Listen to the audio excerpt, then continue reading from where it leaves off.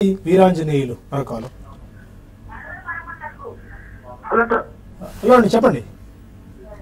అదే Reliance capital, Reliance infra, ఎరోవైస్ finance share లో డిమాట్ లో నుంచి ఐఈఎఫ్ అనే సంస్థ, గవర్నమెంట్ సంస్థ తీసేసుకుందండి. ఓకే, మరి అది ఎట్లా తీసేశారు, మరి ఏందో అర్థం కాక మీరు ఎట్లా మళ్ళీ మా షేర్లు తెప్పించుకోవాలి? వాళ్ళు మీరు డివిడెండ్ తీసుకోవట్లేదు 7 ఏళ్ల నుంచి, ఓకే, అందుకని మీ షేర్లన్నీ మేము తీసేసుకున్నాము ఓకే అని అంటున్నారండి. డిమాట్ అకౌంట్ ఉన్న వాళ్ళని అడిగాం, మా షేర్లు ఏమని ఏంటండి అని అడిగాం. మీరు మీ బ్రోకర్ అడిగారా? బ్రోకర్ అడిగాం, మా షేర్లు 3 షేర్లు కనపట్టలేదు ఏంటండి అడిగాం.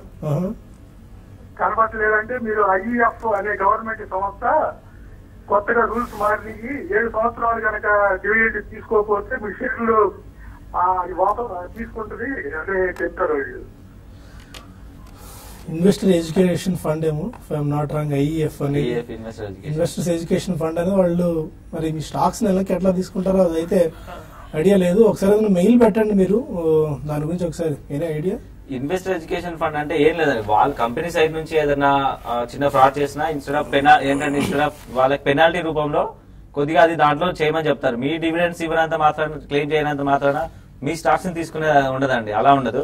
కంపెనీ సైడ్ నుంచి ఏదైనా ఒకదొక చిన్నగా జరిగితే యాజ్ ఎ పెనాల్టీ వాళ్ళు ఏం చేస్తారంటే కొద్దిగా చేయమని చెప్తారు. అండ్ ఇన్వెస్టర్ ఎడ్యుకేషన్ ఫండ్ అంటే మీ డివిడెండ్స్ 7 years క్లెయిమ్ చేయకపోతే అవి ఇన్వెస్టర్ ఎడ్యుకేషన్ ఫండ్ లోకి ట్రాన్స్ఫర్ చేస్తుంటారు. మీ షేర్స్ ని తీయరండి, డివిడెండ్స్ మాత్రం తీసుకెళ్తారు. ఎగ్జాక్ట్లీ. సో అదొకసారి కన్ఫర్మ్ చేసుకోండి మీరు రిజిస్టార్ తో.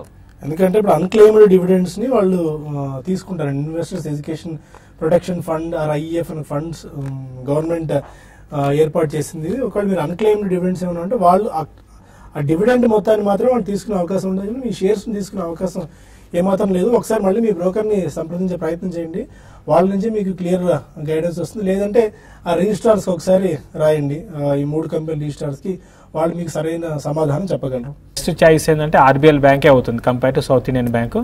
మీరు షిఫ్ట్ కమ్మని చెప్తాను. ఓకే, విబిఎం రావు అని ఒక మెయిల్ పంపించారు.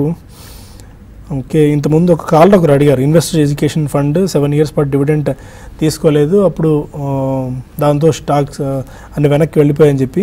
కొత్తగా వచ్చిన కంపెనీ లా ప్రకారం 7 years పాటు ఎవరైతే డివిడెండ్స్ క్లెయిమ్ చేయరో వాళ్ళ షేర్స్ కూడా వెనక్కి వెళ్ళిపోతాయని చెప్పి కొత్త రూల్ వచ్చిందట, కొత్త company law, new company law. దాంతో మీ స్టాక్స్ వెనక్కి వెళ్ళిపోయి ఉండొచ్చు. ఇంతకుముందు మరి కాల్ ఒకరు అడిగారు, వాళ్ళది ఈ అంశాన్ని దృష్టిలో ఉంచుకోండి ఒకసారి.